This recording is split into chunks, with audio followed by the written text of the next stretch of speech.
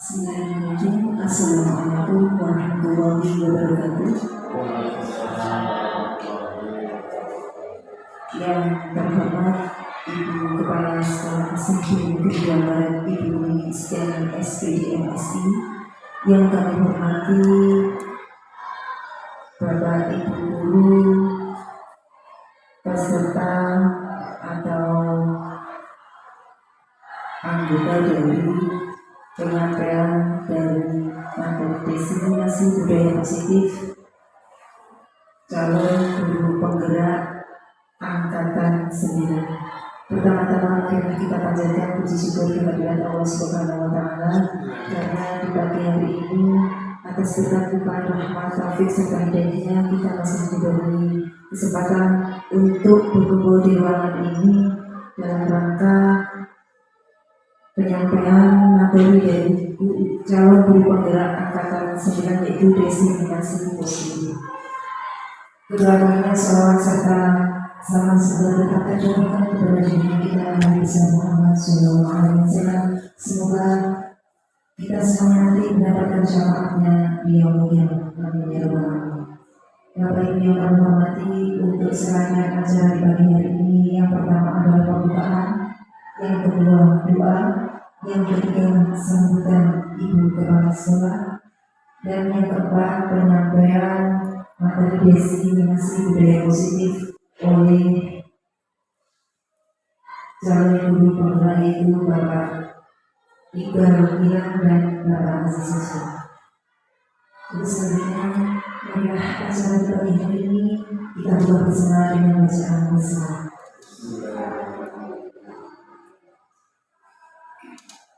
Inilah acara yang kedua yaitu doa kepada Bapak Aziz Muslim. Kami persilakan.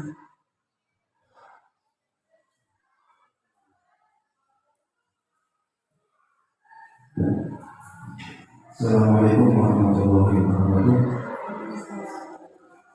Marilah Bapak Ibu Guru, sebelum kita memulai kegiatan diseminasi budaya positif, mari kita berdoa semoga dalam kegiatan ini kita diberikan kelancaran dan ilmu yang bermanfaat. Alhamdulillah wa kullu sholihah al-fatihah.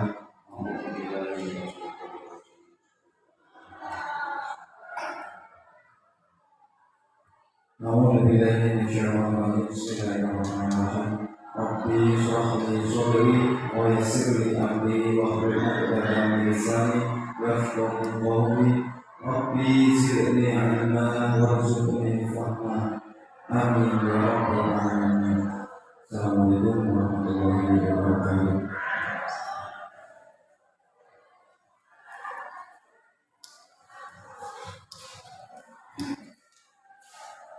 Kami acara yang ketiga yaitu sambutan Ibu Kepala Sekolah SMP Negeri 2 Barat kepada Ibu Istiani SPD MSI. Silakan.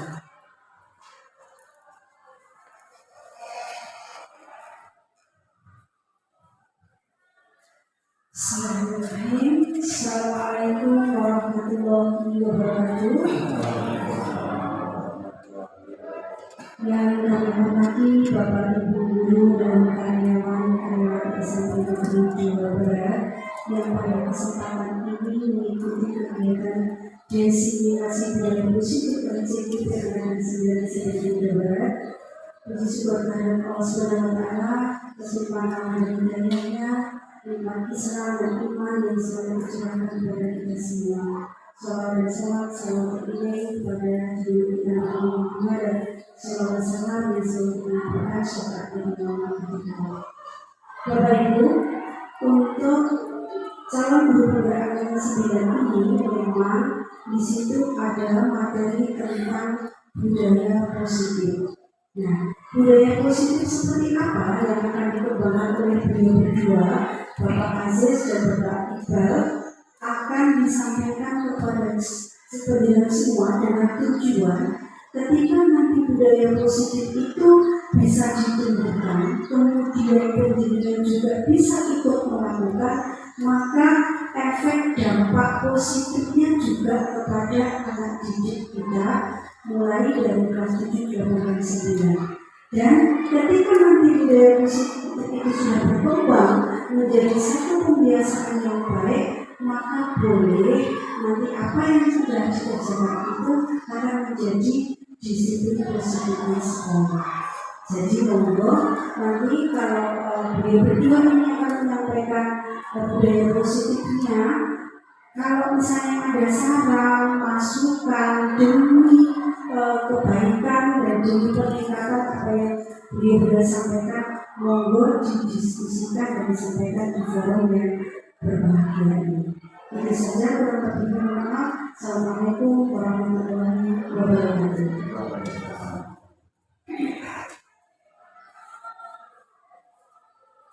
Selanjutnya yaitu memasuki acara inti pagi ini, yaitu penyampaian designasi budaya positif oleh calon guru penggerak angkatan 9. Untuk yang pertama, kami persilakan kepada Bapak Iqbal Gina untuk menyampaikan.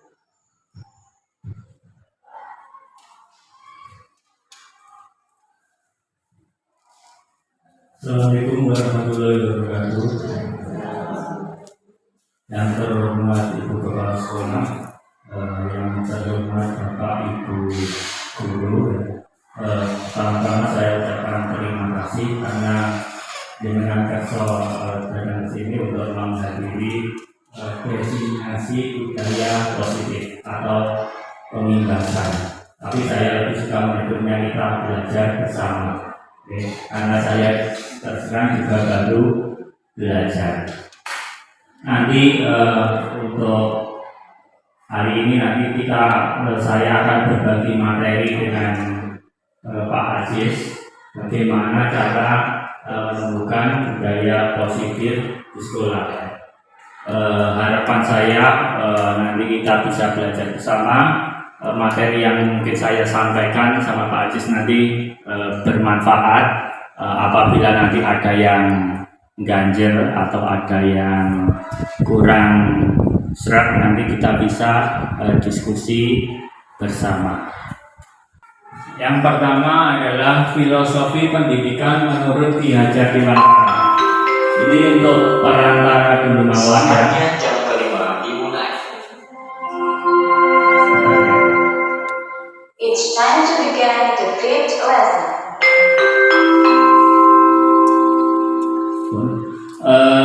Kita mengenal, kalau sekarang kita menggunakan kurikulum Merdeka Belajar. Untuk itu saya perkenalkan dulu ya, kenapa kok kita menggunakan kurikulum Merdeka Belajar, tujuannya apa, esensinya kurikulum Merdeka Belajar itu sebenarnya yang dituju itu apa, kenapa kok dinamakan kurikulum Merdeka Belajar. Kurikulum Merdeka Belajar itu sebenarnya bersumber dari filosofi pendidikan menurut Ki Hajar Dewantara.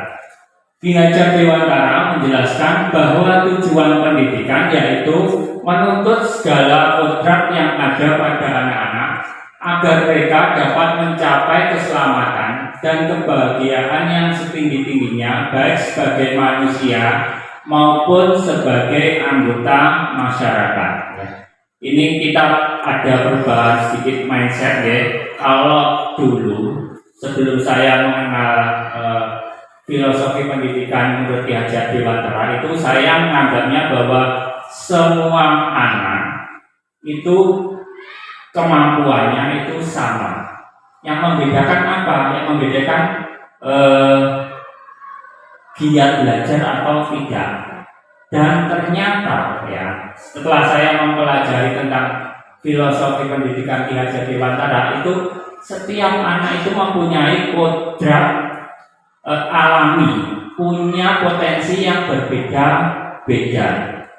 Contoh, si A ya, itu kalau kita lihat senengannya olahraga ya, jadi itu kodratnya. Si B itu mungkin pintar di matematika, tetapi ketika di pelajaran yang lain nggak bisa. Itu sudah menjadi kodrat. Mau sekeras apapun kita memaksakan, itu pasti tidak akan berjalan efektif. Ya, jadi seperti itu. Oleh sebab itu, pendidik hanya dapat menuntun tumbuh atau hidupnya kekuatan kodrat yang ada pada anak-anak agar dapat memperbaiki lakunya, bukan dasarnya. Hidup dan tumbuhnya kekuatan kodrat anak. Ya. Jadi tugas guru itu hanya bisa menuntun agar potensinya itu bisa keluar. Ya. Kalau potensinya anak di matematika, ya tugas guru menuntun agar anak-anak itu pintar matematika sehingga potensinya itu keluar. Dalam perannya sebagai pendidik, guru diibaratkan sebagai seorang petani, sedangkan siswa diibaratkan sebagai biji-biji jagung yang siap ditanam. Tugas guru adalah merawat dan menciptakan lingkungan yang baik agar jagung dapat tumbuh baik dan optimal. Itu seperti tadi yang saya katakan bahwa kita tidak bisa mengubah kodrat anak. Kalau kita menanam jagung itu pasti tumbuhnya jagung. Ya, nggak mungkin kita menanam jagung tumbuhnya jadi nanas, nggak mungkin. Jadi seperti itu. Anak punya kodrat yang berbeda-beda. Ya. Tugas guru itu hanya bisa merawat, ya, menciptakan lingkungan yang baik, ya, sehingga jagung itu tumbuh dengan baik dan optimal. Ya. Contoh kalau ada hama kita basmi, kalau kurang pupuk kita kasih pupuk. Jadi seperti itu. Dalam proses menuntun, anak diberi kebebasan, namun pendidik sebagai pamong dalam memberi tuntunan dan arahan agar anak tidak kehilangan arah dan membahayakan dirinya. Ya, jadi tugas guru itu cuma bisa menuntun, tidak bisa menuntut. Ya. Tugas guru agar anak tidak salah jalan. Seperti itu. Pakai pamong. Kalau semboyannya diajar Dewantara ing ngarsa sun tulodo ing madya nganut karsa tuturi handayani. Apa yang dimaksud? Ketika di depan guru itu memberi teladan, ketika di tengah guru itu memberi semangat, ketika di belakang guru itu mendorong. Jadi tidak ada guru yang memaksa. Jadi seperti itu. Untuk kurikulum Merdeka ini, jadi seperti itu. Pendidikan berhamba pada murid. Ya. Jadi siswa, kenapa dinamakan Merdeka? Siswa itu bebas mengembangkan potensi dirinya. Ya. Terus pertanyaannya, kalau begitu berarti pelajaran yang lain apa tidak diperlukan? Ya. Kalau siswa itu bakatnya di olahraga saja, itu apakah dia bebas untuk tidak memilih pelajaran yang lain? Ya. Tidak seperti itu. Ya. Siswa tetap dikasihkan pelajaran yang lain sesuai dengan tingkat kemampuannya sendiri. Maka dari itu di kurikulum Merdeka Belajar itu ada istilah assessment awal untuk menentukan bocah ini kelihatannya potensi di sini. Berarti nanti pembelajarannya juga berbeda dengan yang lainnya. Jadi seperti itu.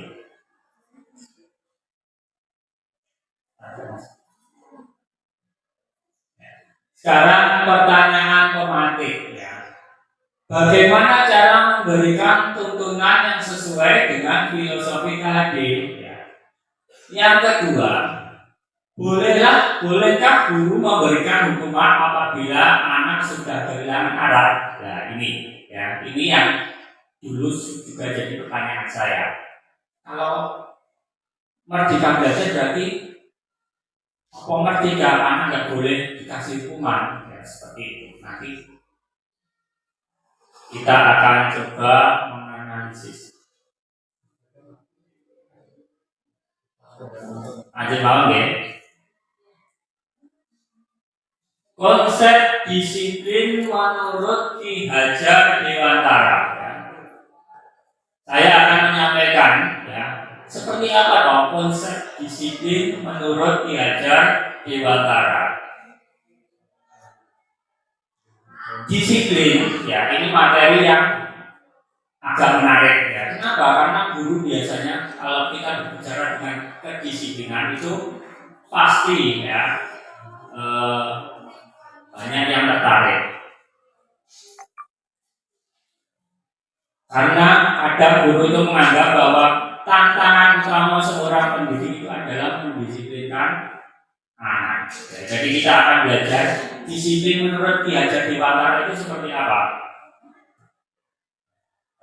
Saya sambil tutup audio karena proyektornya masih mati.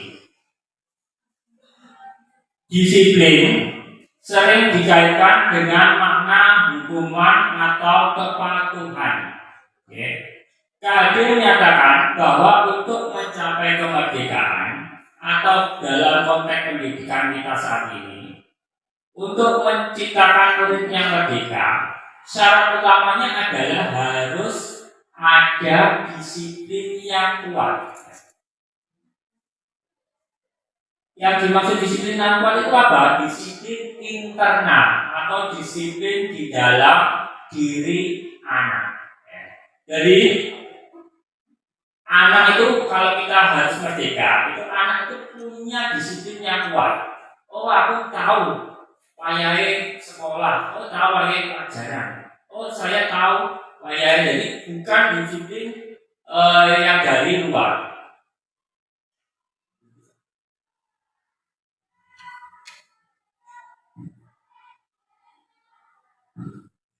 Nah ini terus, jika kita tidak memiliki motivasi internal, maka kita memerlukan pihak lain untuk mendisiplinkan kita atau memotivasi secara eksternal.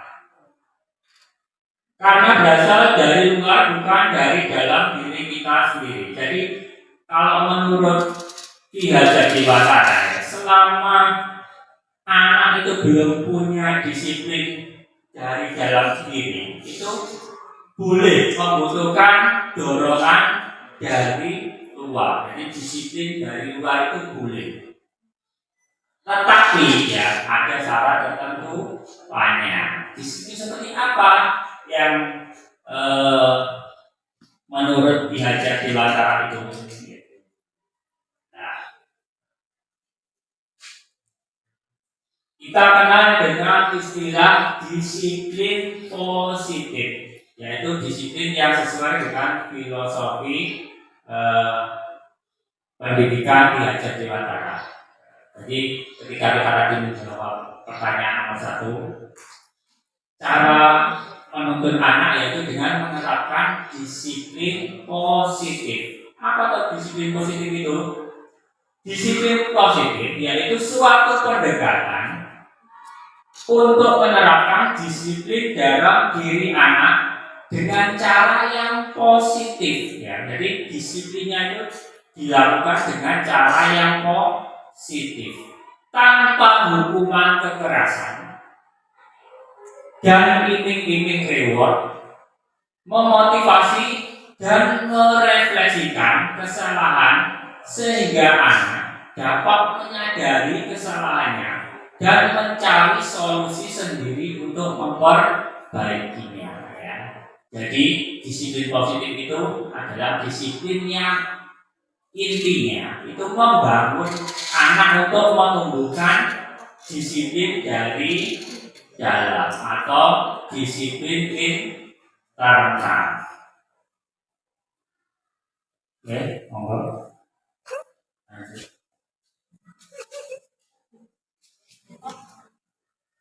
Monggo aja silakan. Next ya. Motivasi perilaku disiplin ya. Motivasi itu adalah alasan atau motivasi yang mendasari perilaku disiplin dalam melakukan suatu tindakan. Setiap orang ketika melakukan disiplin itu punya motivasi. Ada dua motivasi dasar, yaitu motivasi eksternal dan internal. Eksternal itu motivasi yang timbul dari luar. Kalau internal itu dari dalam. Contoh, ya, yang eksternal untuk menghindari ketidaknyamanan hukuman. Ya, contoh, kalau anak mungkin berseragam itu ada mungkin dia karena takut kena hukuman, itu motivasi eksternal. Kedua, untuk mendapatkan imbalan atau penghargaan dari orang lain. Ya, mungkin kalau dia anaknya sergap masuk, dia akan mendapat pujian dari gurunya. Jadi ada dua motivasi eksternal, ya. Jangankan murid, kita pun kadang juga seperti itu, ya. Kita datang pagi, itu mungkin motivasinya biar tidak dapat hukuman atau mungkin mendapatkan penghargaan dari orang lain atau absensi, ya, absensi. Kalau nggak ada absensi mungkin telat, ya, seperti itu. Termasuk juga saya juga seperti itu. Motivasinya masih eksternal, ya. Kedua ada namanya motivasi internal, ya. Motivasinya untuk menjadi orang yang mereka inginkan dan menghargai diri sendiri dengan nilai-nilai yang mereka percayai. Oh, aku ini kudu sergap tanpa paksa, tanpa iming-iming, tanpa takut kena hukuman. Jadi seperti itu, motivasi itu. Motivasi itulah yang kita coba kembangkan ke anaknya agar dia punya disiplin internal. Jadi tidak selamanya cuma gara-gara takut hukuman atau dapat penghargaan dari orang lain. Ya. Sekarang kita ke hukuman, konsekuensi, dan restitusi. Ya. Mungkin kita sudah tidak asing dengan istilah hukuman dan konsekuensi. Ya. Tapi restitusinya mungkin baru. Sekarang, ya, kita ulas dulu tentang hukuman dan konsekuensi dulu, ya. Mungkin Bapak Ibu ada yang tahu perbedaan antara hukuman dan konsekuensi? Apa perbedaannya? Mungkin Bu DW tahu?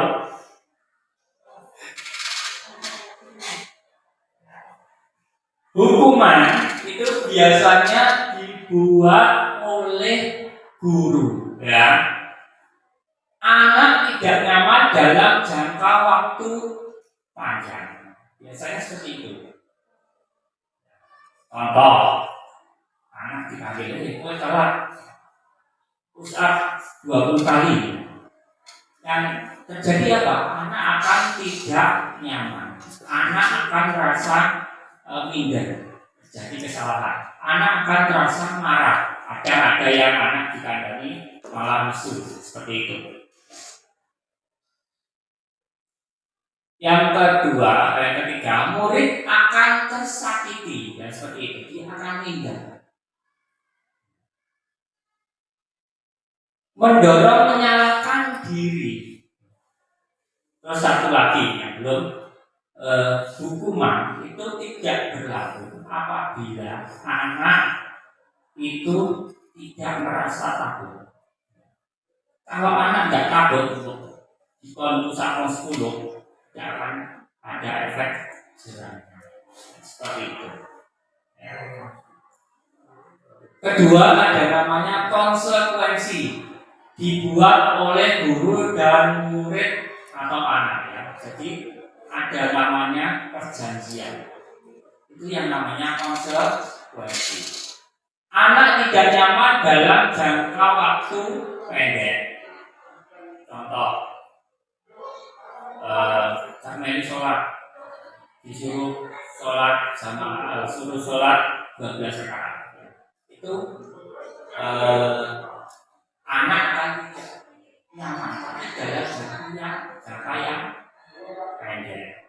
Maka dari itu, kalau konsekuensi itu harus ada monitoring yang berkelanjutan. Kenapa? Karena belum ada bukan motivasi intrinsik. Kalau tidak dimonitoring, saya yakin seminggu lagi mesti diulangi. Ya. Murid anak dibuat tidak nyaman dan mendorong kepatuhan, seperti itu. Patuh tapi patuhnya dalam jangka pendek. Sekarang kita coba analisa. Saya kasih contoh antara hukuman dan konsekuensi. Contoh, kalau anak merokok, pengen merokok, terus disuruh push up, itu termasuk hukuman atau konsekuensi? Bapak Ibu? Hukuman atau konsekuensi? Hukuman. Kenapa? Karena tidak ada perjanjian. Guru hukum. Kalau contoh anak-anak mau ngoret-ngoret bangku terus suruh menghapus, itu hukuman atau konsekuensi? Konsekuensi, ya. Kalau anak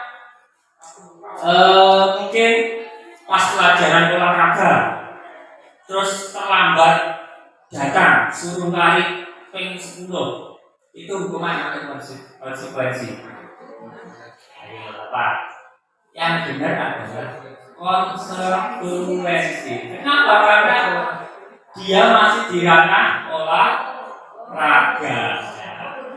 Jadi seperti itu. Bisa dia bedakan antara hukuman dan konsekuensi? Jadi seperti itu. Jadi intinya kalau hukuman itu menyakiti, tidak ada perjanjian sebelumnya. Sedangkan konsekuensi itu ada perjanjian.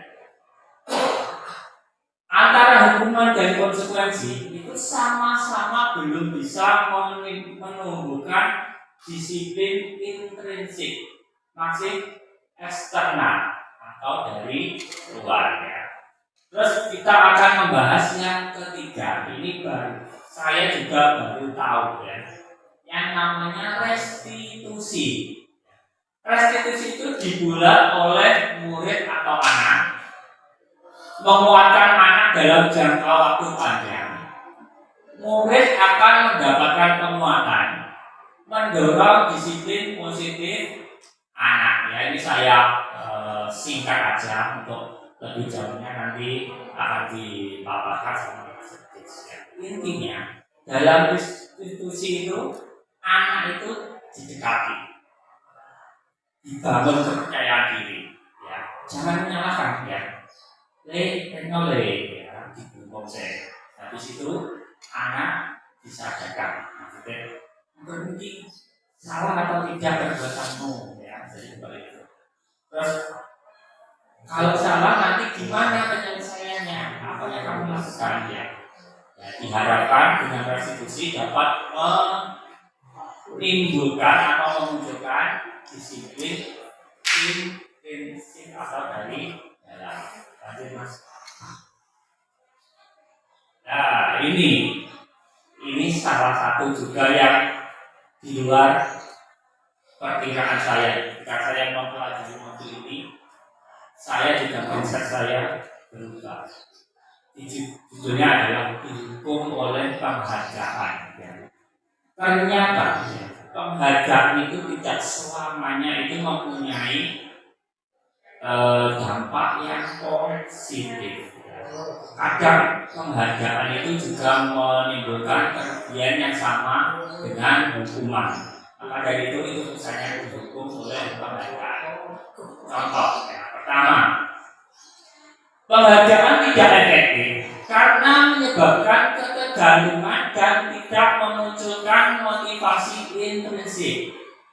Contoh, ya, ketika anak TK, ya, itu suruh baris di depan kelas, ayo baris, jejer-jejer, yang bisa baris nanti saya kasih bintang, ya, seperti itu. Lama-kelamaan, seandainya anak itu tidak dikasih bintang, itu saya yakin ambiar. Anak juga seperti itu.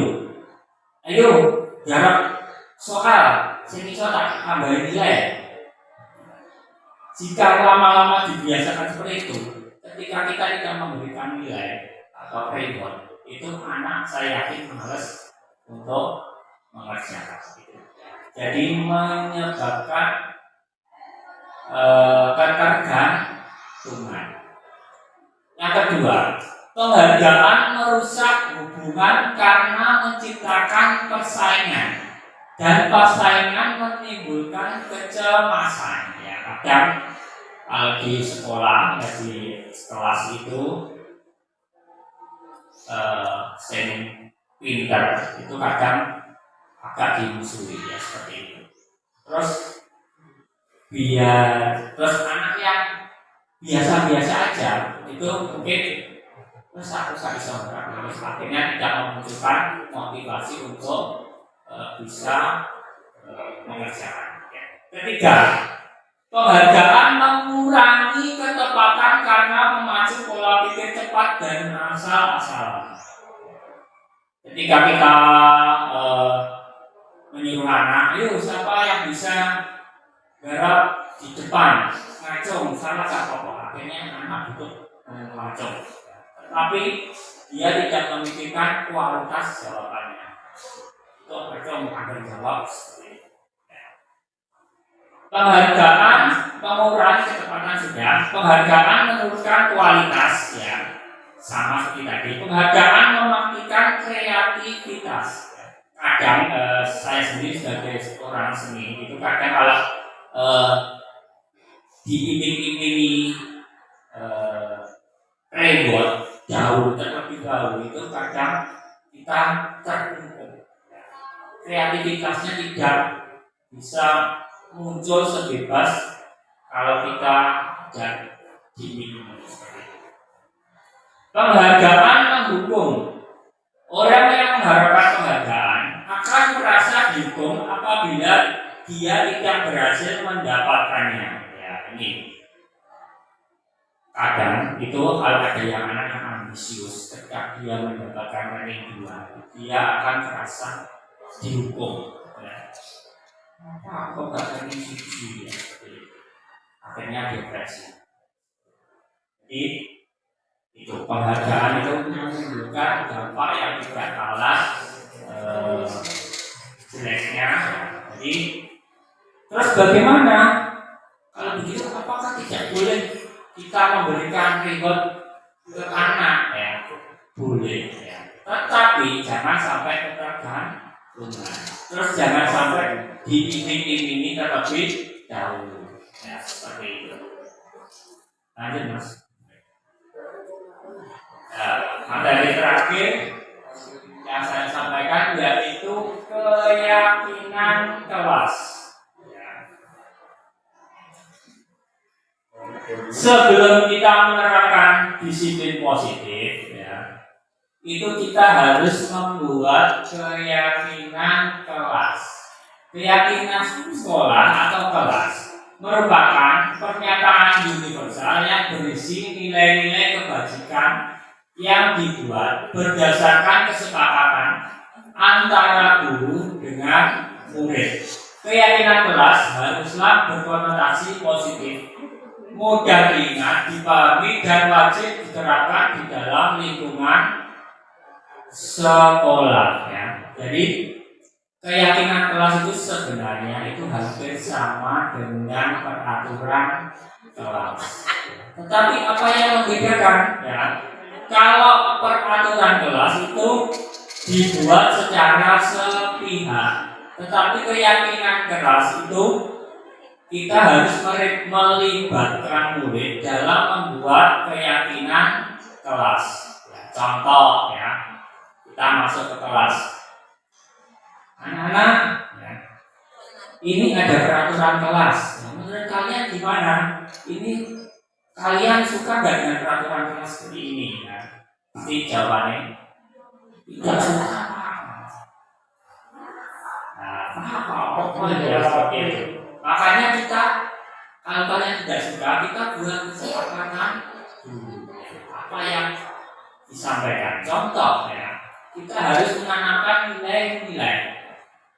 Contoh, kalau kita di sekolah itu wajib seragam apa tidak?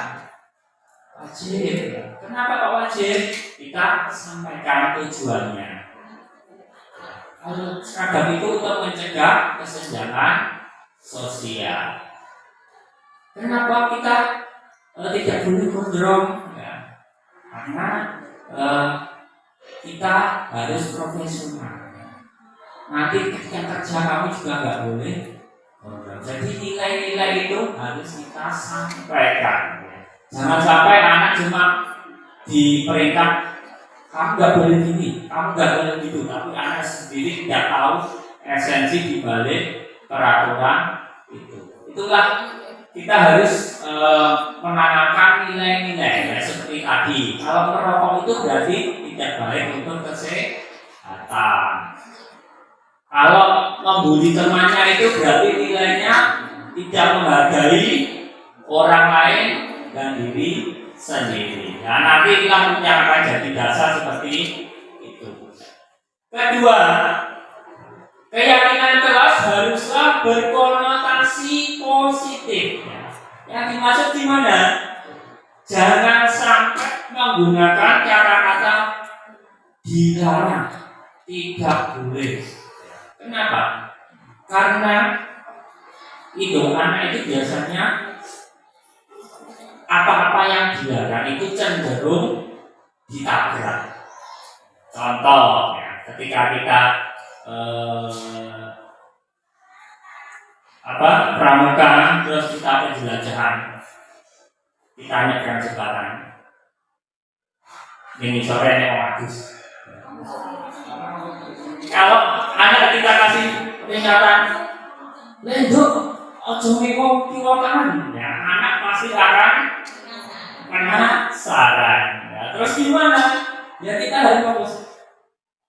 Ini jembatannya tinggi, kalian harus fokus ke depan. Ya, seperti itu ya. Jangan sampai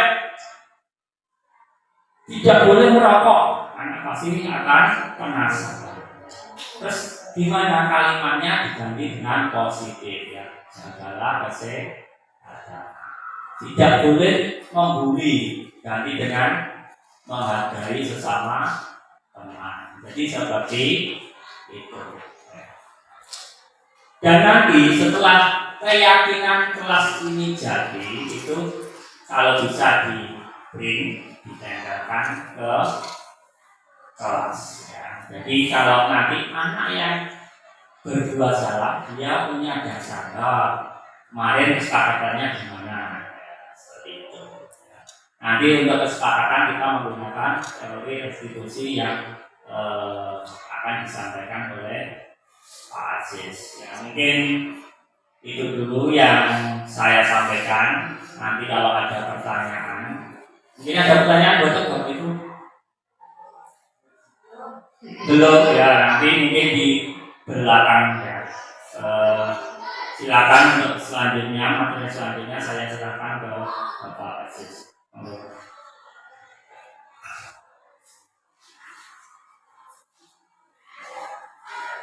Assalamualaikum warahmatullahi wabarakatuh. Terima kasih atas waktunya dari Pak Iqbal. Tapi sebelumnya saya ingin buat suatu permainan, yang mana permainan ini ada hubungannya dengan teori motivasi. Silakan dari Bapak Ibu guru salah satu bersepakat siapa yang menjadi A dan siapa yang menjadi B. Bergandengan di sebelahnya saja. Mungkin Pak Iqbal bisa bersama Pak Sadi. Bisa. Oke. Bagi yang A, bayangkan di dalam tangan kita ini tergenggam suatu hal yang penting bagi kita, yang paling berharga bagi kita. Sudah dianggap di genggaman saya ada sesuatu yang paling penting bagi saya dan ada hal yang saya pertahankan di sini. Terus bagi yang B, yang B. Yang B adalah tugasnya yang B. Silakan Anda mencoba untuk mengetahui apa isinya yang terkandung di dalam genggaman tadi. Satu, Anda boleh dengan cara menggelitik boleh, terus Anda bisa dengan rayuan boleh, dengan dengan nada kasar boleh, dengan bujukan boleh, rayuan boleh, bahkan dengan intimidasi juga boleh. Silakan coba dalam waktu kira-kira 1 menit. Silakan dicoba kalau bisa dengan cara bisa dengan ribet boleh, nanti kamu kalau saya boleh melihat akan saya kasih ini. Silakan kira-kira. Boleh, silakan, tidak apa-apa.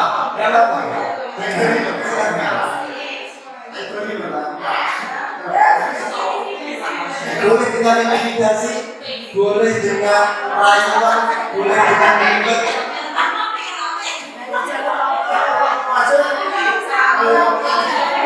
Gimana? Sudah? Kayaknya sudah 1 jam. Sudah 1 menit. Kira-kira ada yang membuka dan membiarkan si B mengetahui isinya apa? Ada nggak? Tidak ada. Kenapa? Alasannya apa tidak membuka dan mengasih tahu isinya ini?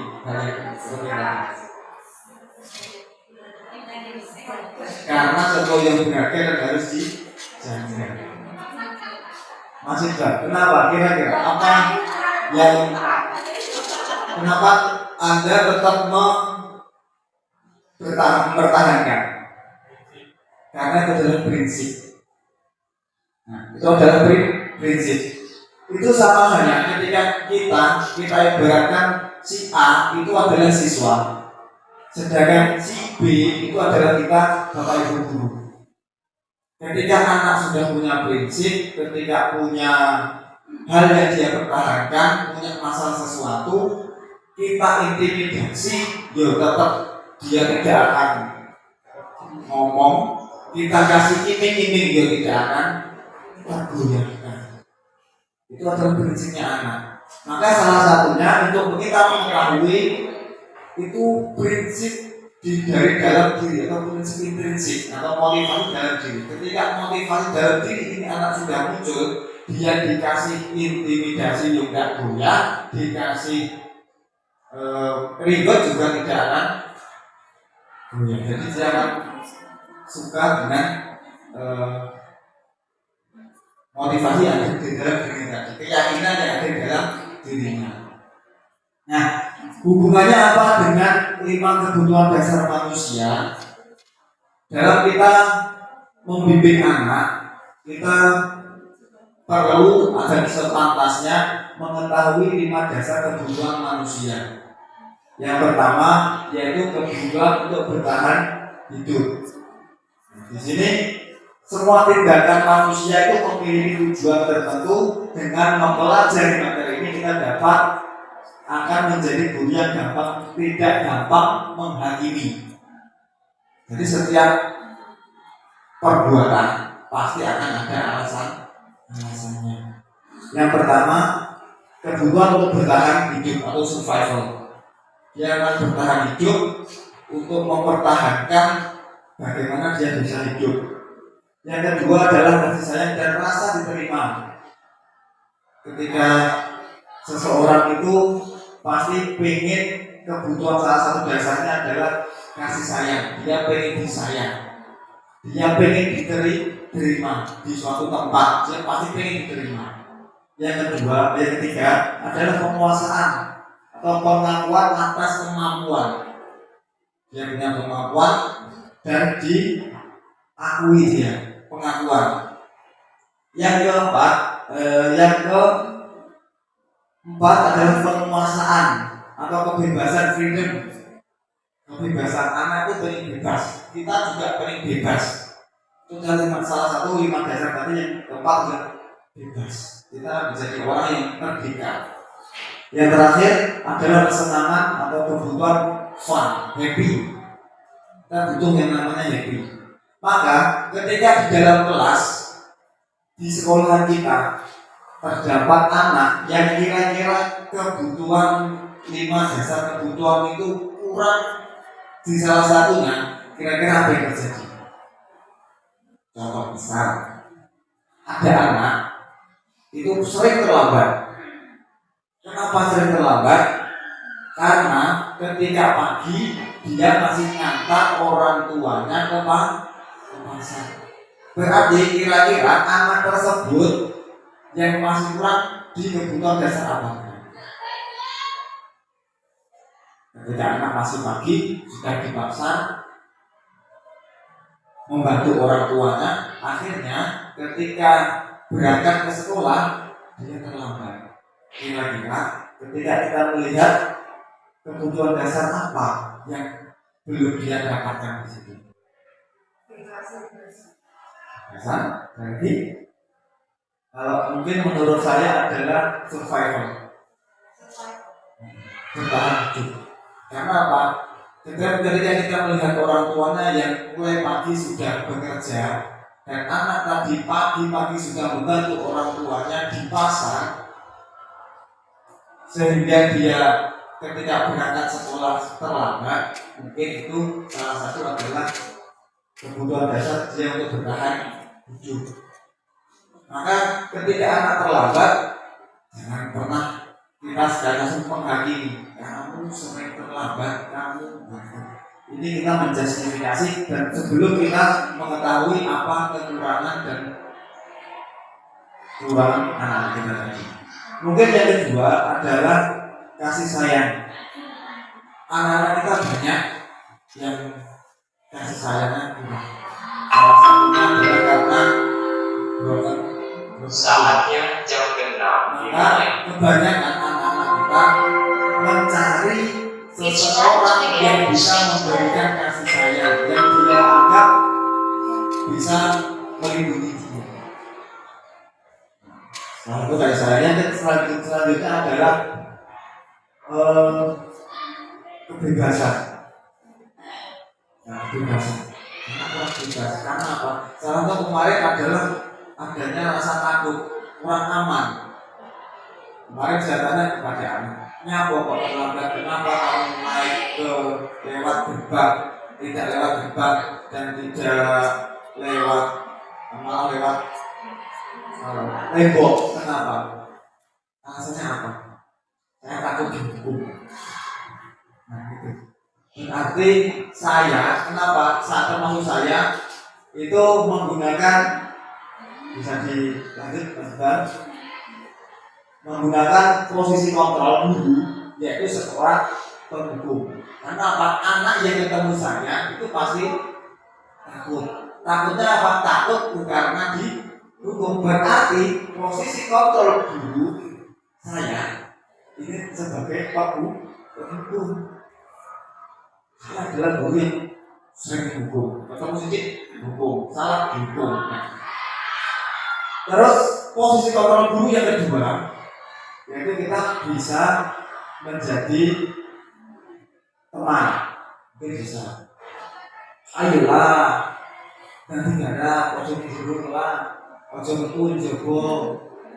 Aku senang kepala sekolah loh. Kita ayo. Nah, jadi bahasanya itu bahasa sebagai kita teman, bahasa teman. Posisi kita dan posisi sebagai teman. Ayolah, contoh dan kerjakan. Terus posisi kontrol guru yang ketiga itu adalah pembuat rasa bersalah.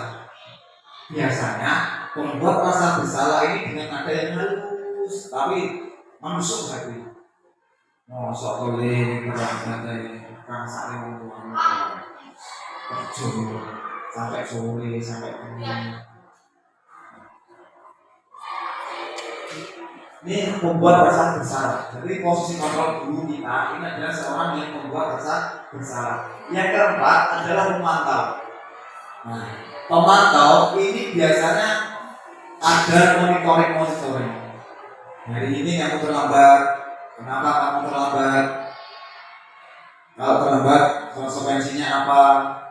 Jadi berlandaskan dengan aturan-aturan yang ada di sekolah atau yang sudah disepakati.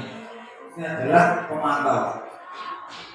Jadi landasannya adalah peraturan-peraturan yang ada di sekolah. Kalau biasanya kalau hukum tadi kan spontanitas, datangnya spontan. Anak datang saya langsung dengan keadaan agak emosi. Nanti dia berhasil baca saya seperti itu. Nah kalau pemantau ini kadernya datang, tetapi berlandaskan dengan aturan-aturan yang ada di sekolahan dan sesuai dengan konsekuensinya. Lalu yang terakhir yaitu posisi manajer. Posisi kontrol dulu kita sebagai seorang manajer dari anak-anak tadi. Maksudnya apa manajer? Yaitu kita memberikan anak mengetahui alasannya apa, terus yang akhirnya anak mencoba untuk memikirkan kesalahan saya itu apa, terus ke depan saya ingin menjadi orang seperti apa, terus cara dan solusinya itu seperti apa, silakan kamu pikirkan sendiri. Maka di sini anak mengetahui, merefleksikan atau mengoreksi dirinya sendiri salahnya di mana, terus mencari solusinya untuk dirinya sendiri dan akan diterapkan ke depan kapan dia mau menerapkan perubahan perilaku baik tadi. Nah kita sebagai apa? Manajernya, kita melihat manajer dan monitoring. Ini selaras dengan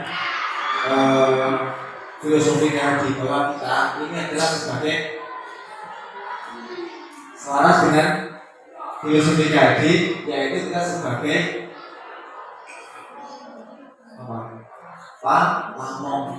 memandu. Kita hanya bisa menuntun, tidak bisa menuntut.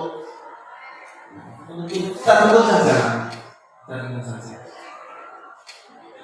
Terus lanjut Mas.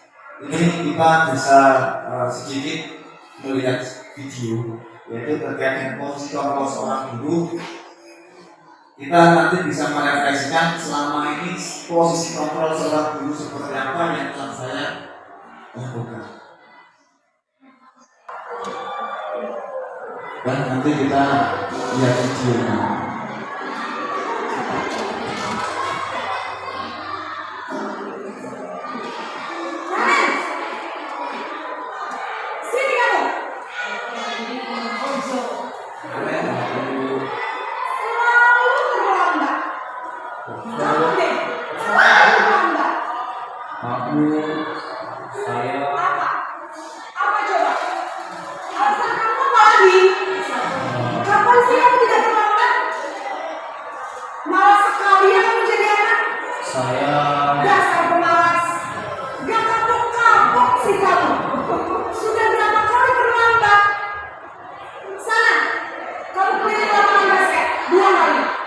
Kenapa saya harus ke lapangan basket, Bu?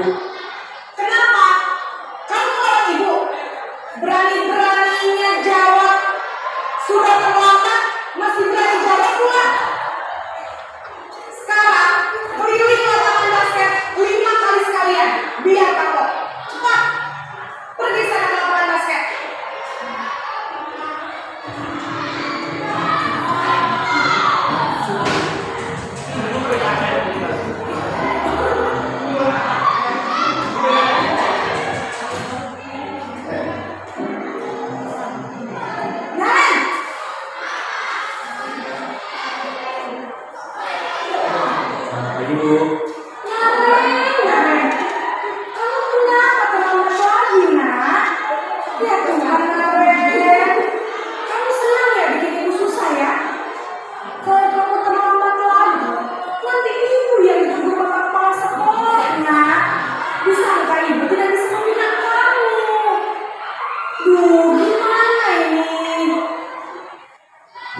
Maaf, Bu. Duh Gusti Naren, kamu suka ya kalau ibu tegur bapak kepala sekolah?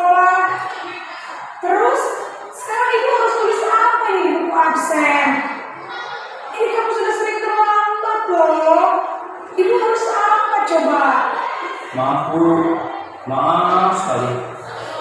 Ya sudah, lain kali jangan bikin ibu susah lagi anak ya. Ibu tidak akan kuat lagi kalau kamu begini terus. Bisa jadi ulang kalau ibu tegur bapak kepala sekolah. Sana cepat kelas. Maaf ya Bu, maaf sekali.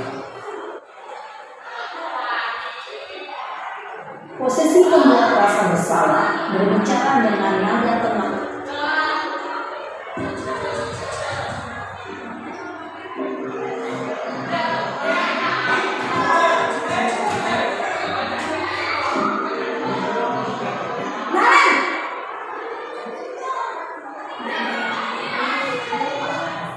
Selamat pagi Bu. Wah, sudah jam berapa ini nak? Terlambat lagi ya sayang. Iya Bu, habis ibu saya udah ngomongin saya Bu. Kamu malah menyalahkan ibu kamu. Kamu bukannya anak yang larinya paling kencang. Kok terlambat sih? Iya Bu, saya memang terlambat bangun tadi. Jadi biarpun saya kencang, tetap gak kekejar Bu. Ya sudah sana. Nanti lain kali larinya lebih kencang lagi ya. Biar gak terlambat lagi. Bikin seneng ibu. Demi ibu. Bisa kan? Bisa lah Bu. Ya sudah sana masuk kelas. Ibu beresin urusan absen kamu. Kamu ini ada dasar aja.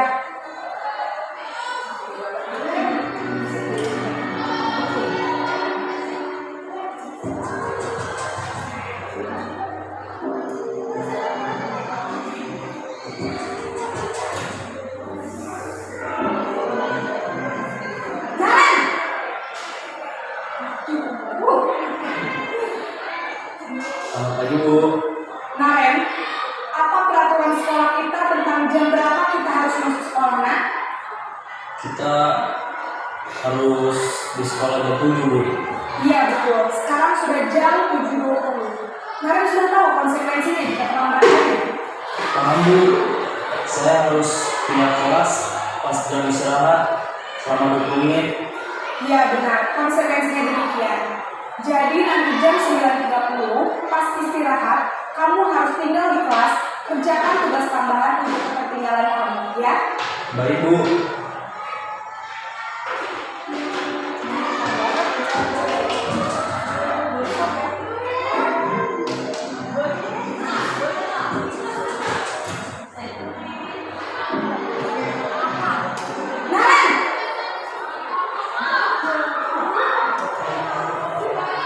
Selamat pagi Bu.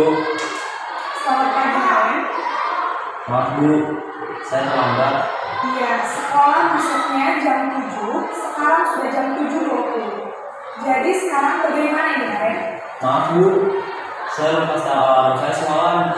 Baiklah, menurut kamu, keyakinan sekolah yang mana yang perlu kamu tingkatkan? Menghargai diri sendiri dan orang lain mungkin lebih. Setuju. Jadi, apakah Naren meyakini prinsip saling menghormati tersebut? Iya Bu, saya meyakininya. Apakah Naren bersedia memperbaiki masalah keterlambatan ini? Bersedia Bu. Bagaimana kamu akan perbaiki masalah keterlambatan ini? Saya akan coba untuk tidak lupa menyetel alarm saya Bu. Baik, kalau Naren lupa menyetel alarm di rumah, ada orang yang kira-kira bisa bantu mengingatkan tidak? Ada Bu, kakak saya, Kak Emma. Ada lagi selain Kak Emma? Selain Kak Emma, ada ibu saya. Baik, jadi yang mengingatkan Naren adalah Kak Emma dan ibu dia. Kira-kira akan mulai setel alarm kapan nih, Naren? Setelah pulang sekolah, akan segera saya lakukan. Baik, jadi Naren akan setel alarm untuk bangun besok pagi dan akan diingatkan oleh kakak dan ibu dan Naren ya. Ada lagi yang mungkin perlu dilakukan Naren agar tidak terlambat bangun lagi. Tidak ada Bu. Baik Naren, terima kasih untuk kerjasama kamu. Sekarang kamu perlu kembali ke kelas untuk belajar. Baik Bu, terima kasih.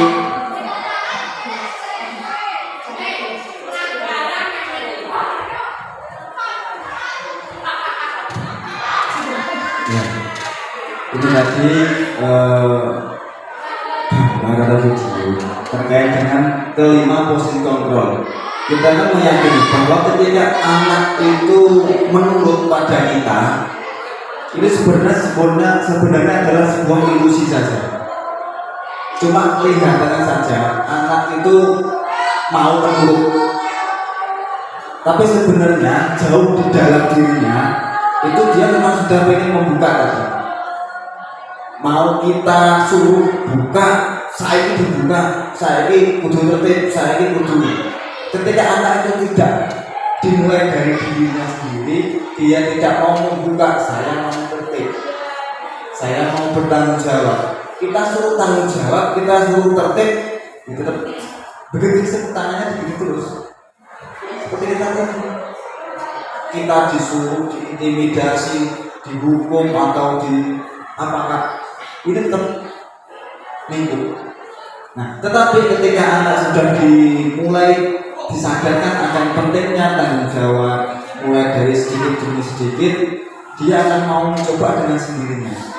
Ketika anak itu mau untuk memperbaiki perbuatannya, itu adalah murni dari dirinya sendiri. Kita hanya memantiknya saja. Kita memantik saja. Hanya perlu membuat stimulus saja. Nah, posisi kontrol manager adalah posisi kontrol yang paling ideal ketika kita menggunakan atau menerapkan disiplin positif. Kita saling proaktif, saling tanya jawab terhadap anak. Dari sinilah posisi kontrol ini mengacu pada pendekatan restitusi yang menjadikan anak sebagai manajer bagi dirinya sendiri.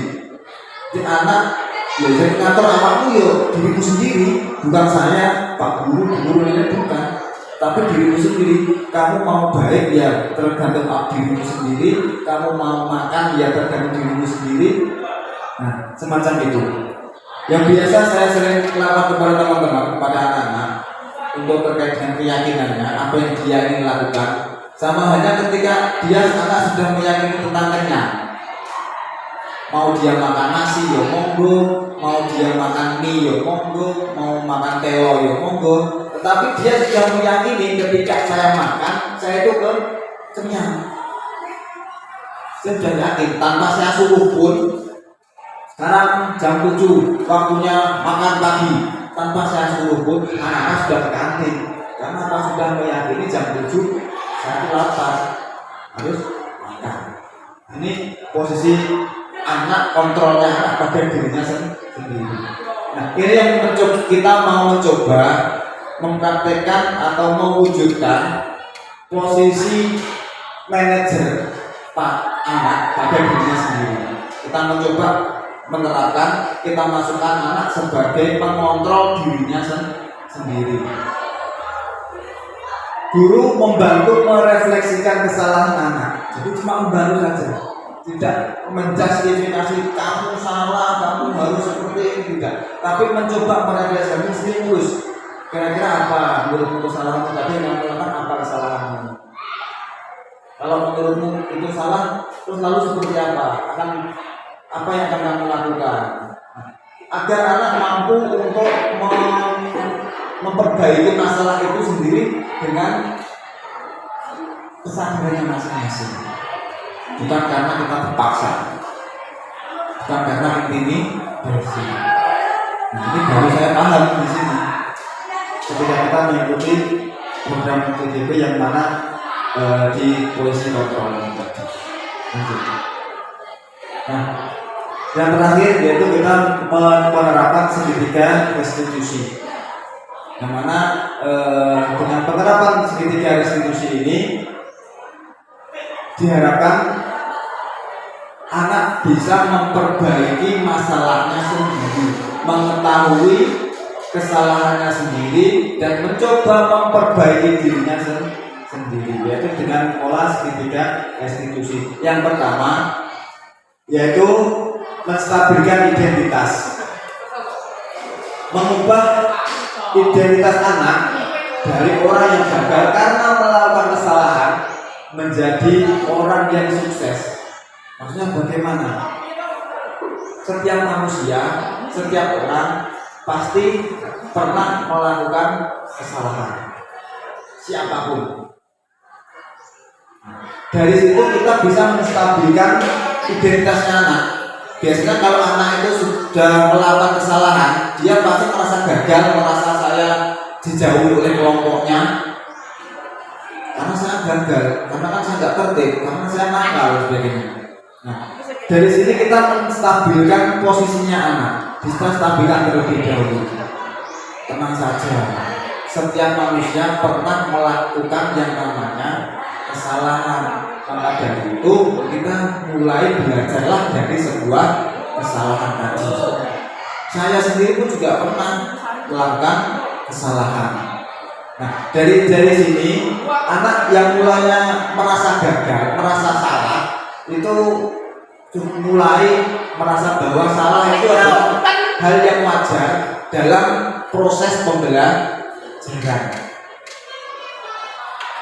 Mulai ketika kita salah, jadi itu anak memahami bahwa ketika kita melakukan kesalahan itu adalah proses, suatu bentuk proses pembelajaran, belajar dari sebuah kesalahan. Terus yang kedua adalah memvalidasi tindakan. Guru hendaklah memahami bahwa setiap tindakan yang dilakukan murid adalah untuk memenuhi kebutuhan dasar, sehingga mendasari tindakan murid untuk berbuat kesalahan. Kaitannya apa? Kaitannya dengan 5 dasar kebutuhan manusia tadi. Kebutuhannya tadi.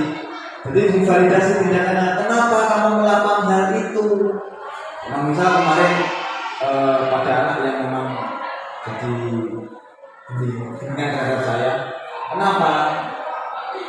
Karena saya takut, Pak. Kenapa kamu lewat belakang terus? Saya takut di depan itu nanti saya mau dihukum. Jadi awal motivasinya adalah karena takut hukuman tadi. Karena sudah loncat pagar, akhirnya kalau saya menggunakan validasi tindakan, menurutmu loncat pagar itu perbuatan yang seperti apa? Baik apa tidak? Kira-kira andaikan suatu saat nanti ketika kamu jatuh terus tangan kamu patah, menurut kamu selamat gak kamu?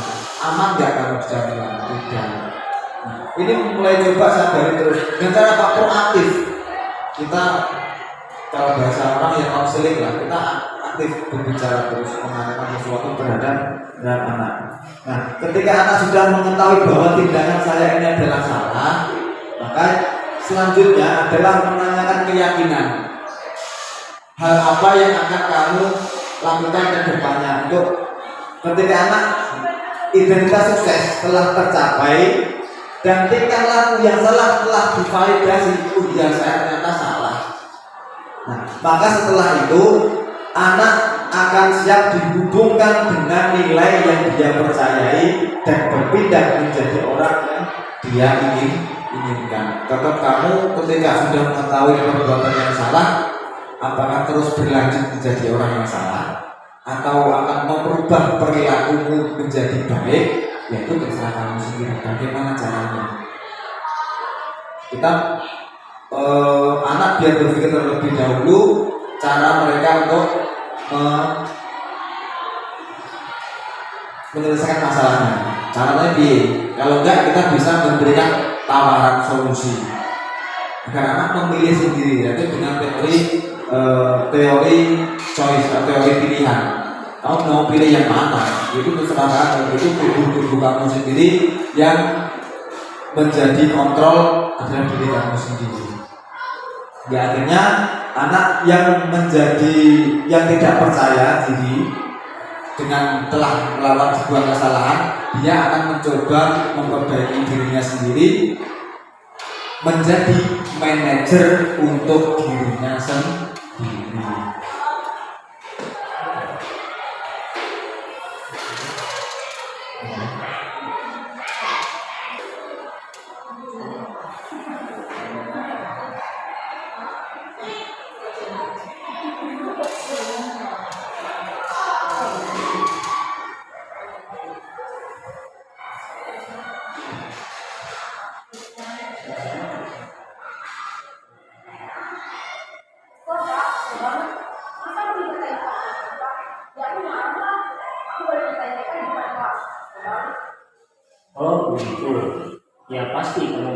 kesal.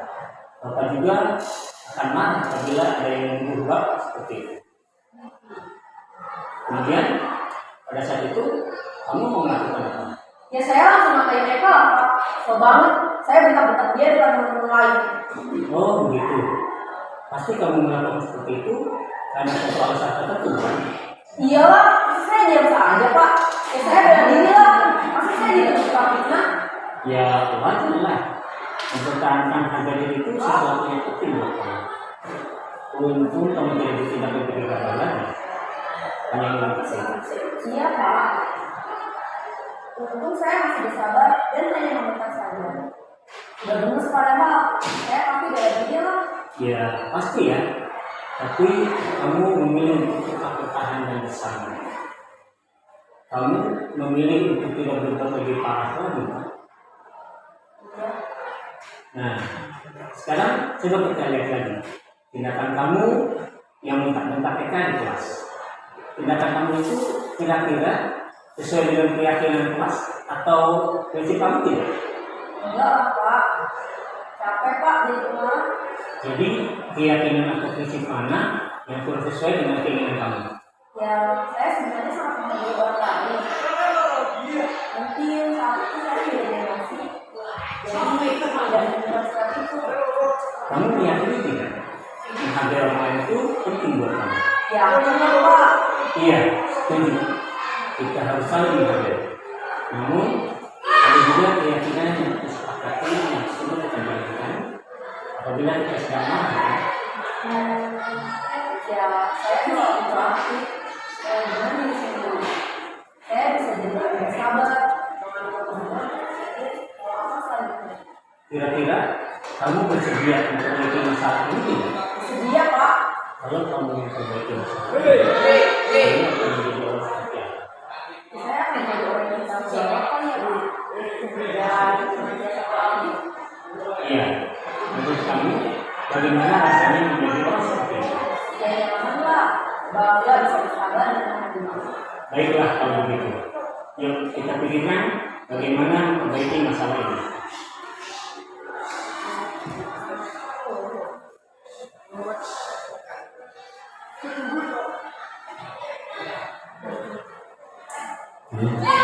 Jadi juga itu terkait dengan stabilan tugas itu berdasarkan prinsip kesalahan dan sudah kita laksanakan. Biasanya kalau kita mencari identitas kesalahan tadi, kita membuat kesalahan yang wajar. Jadi suatu kesalahan, ketika kita membuat suatu kesalahan itu adalah proses pembelajaran. Jadi di dalamnya itu termasuk proses kita dalam belajar itu telah di salah satunya adalah berbuat kesalahan. Karena untuk membuat suatu kebaikan itu biasanya adalah untuk kita kesalahan terlebih dahulu. Anak buat salah, melakukan kesalahan, dari situ kita bisa meningkatkan, menstabilkan identitas anak kita. Yang kedua adalah validasi kesalahan. Kita validasi bahwa anak sudah menyadari bahwa itu adalah kesalahannya sendiri. Yang terakhir adalah menanyakan keyakinan. Jadi sesuai dengan prinsip kita. Kalau perbuatan seperti A itu sesuai dengan prinsip keyakinan enggak. Kalau orang terlambat itu sesuai dengan prinsip keyakinan seseorang yang menghargai waktu apa tidak? Tidak. Menghargai orang lain tidak. Tidak. Orang yang punya komitmen apa tidak? Tidak. Jadi ketika orang yang terlambat itu keyakinan yang tidak sesuai adalah dia tidak komitmen, yang kedua dia tidak menghargai waktu, yang ketiga dia tidak menghargai orang lain karena sudah datang tepat waktu lagi. Sekian.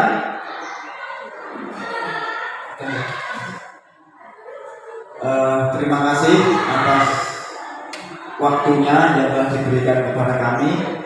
Semoga pengimbasan program budaya positif yang kita laksanakan ini juga berimbas terhadap Bapak Ibu guru, dan kita bersama-sama berkolaborasi dalam melaksanakan dan menerapkan budaya positif di sekolah kita. Terima kasih. Sekian dari saya.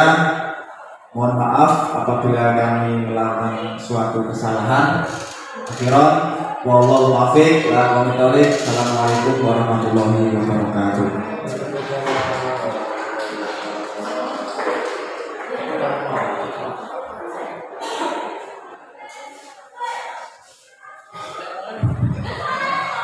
Bapak Ibu yang kami hormati, demikian tadi penyampaian dari dua JGB kita di angkatan 9 tentang budaya positif. Semoga apa yang disampaikan tadi bisa memberikan motivasi kepada kita untuk bisa mendidik anak-anak kita menjadi lebih baik, dan kita bisa menyelami tentang mental mereka yang seharusnya bagaimana. Semoga apa yang kita jalan hari ini semuanya bermanfaat, dan terima kasih untuk partisipasinya. Untuk yang terakhir, kita tutup acara ini dengan bacaan hamdalah. Demikian dari saya, ada kurang lebihnya mohon maaf. Assalamualaikum warahmatullahi wabarakatuh.